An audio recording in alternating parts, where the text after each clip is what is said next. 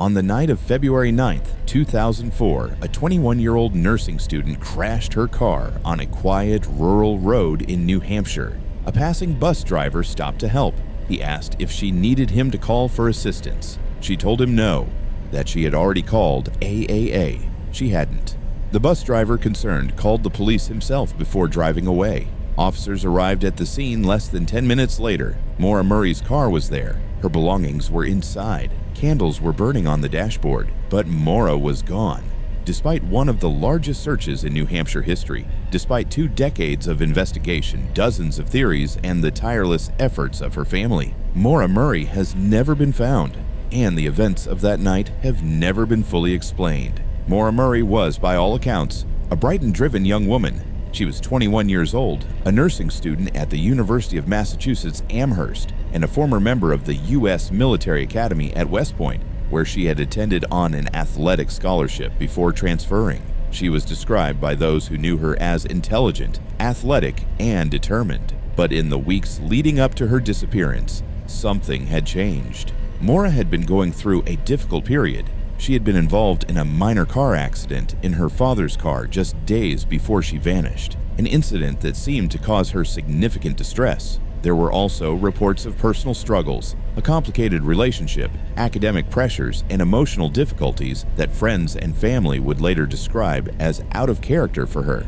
On February 9th, 2004, a Sunday, Maura sent a series of emails from her university computer. She emailed her professor, telling him she would be missing class for a week due to a death in the family. There had been no death in the family. She emailed her boyfriend a loving and personal message. And she looked up directions and MapQuest routes to a vacation rental area in the White Mountains of New Hampshire, a place her family had visited when she was younger. Then she packed her car, withdrew $280 in cash from an ATM, bought alcohol at a nearby liquor store, and drove north. Nobody knew where she was going, and nobody knew why.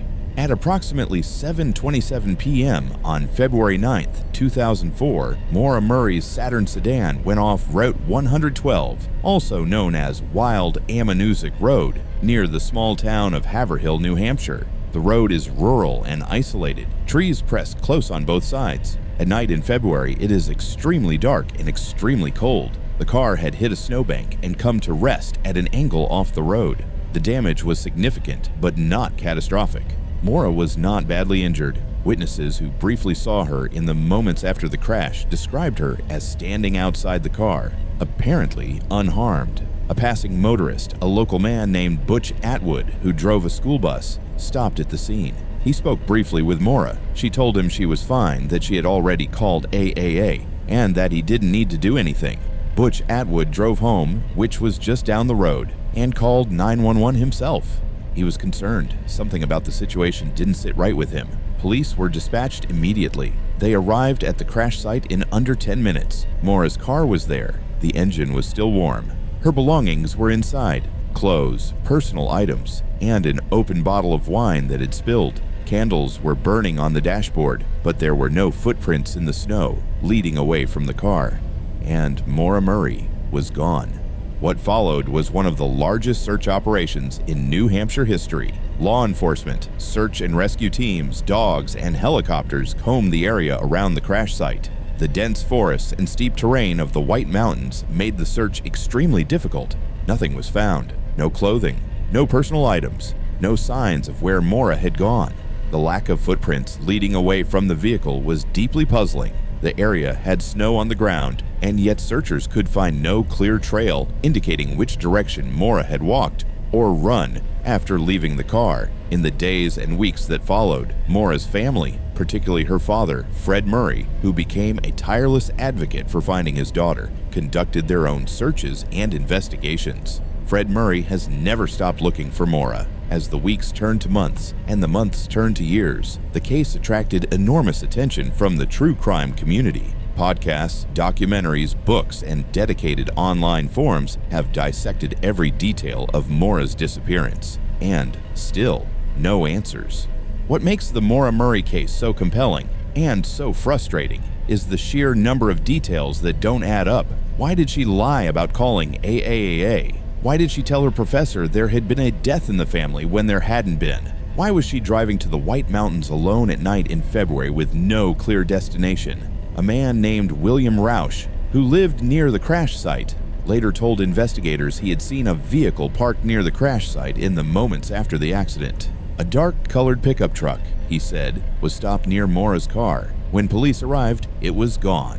Who was driving that truck? Did they stop to help Maura? Did they take her somewhere? Did something sinister happen in those 10 minutes before police arrived? The truck has never been conclusively identified. There were also reports of a man in the area that night behaving suspiciously, a detail that has never been fully resolved. And then there is the question of Maura's state of mind that evening. The false emails, the cash withdrawal, the alcohol, the one-way drive into the mountains. Some who have studied the case believe Maura was planning to disappear voluntarily, that she was running away from something in her life. Others believe something far darker happened on that road. Theory 1. Voluntary disappearance. Some believe Maura deliberately walked away from her life that night, that the emails, the cash, and the destination all point to someone who had made a plan to disappear. Supporters of this theory believe Maura may still be alive somewhere, living under a different identity. Her family strongly rejects this theory. Theory 2.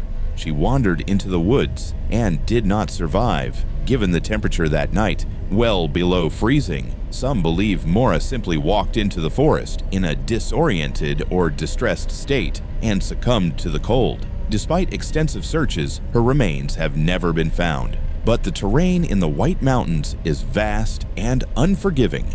Theory 3. Foul play. The mysterious pickup truck.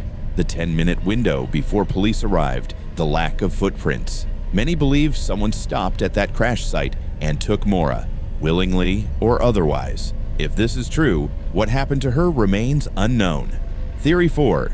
She got a ride from someone. Some believe Maura simply flagged down a passing car and got a ride, either to somewhere she planned to go or with someone whose intentions were not good. No driver has ever come forward.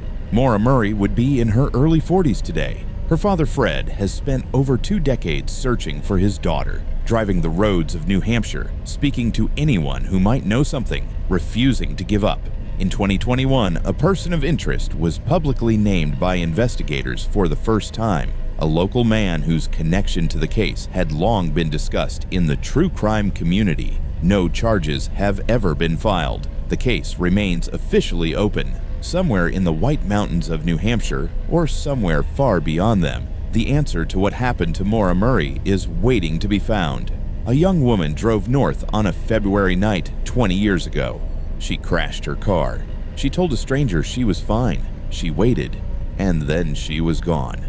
If you have any information about the disappearance of Maura Murray, please contact the New Hampshire State Police. What do you think happened that night? Leave your theory in the comments. I'll read every single one. This has been The Dark Ledger. I'll see you in the next one.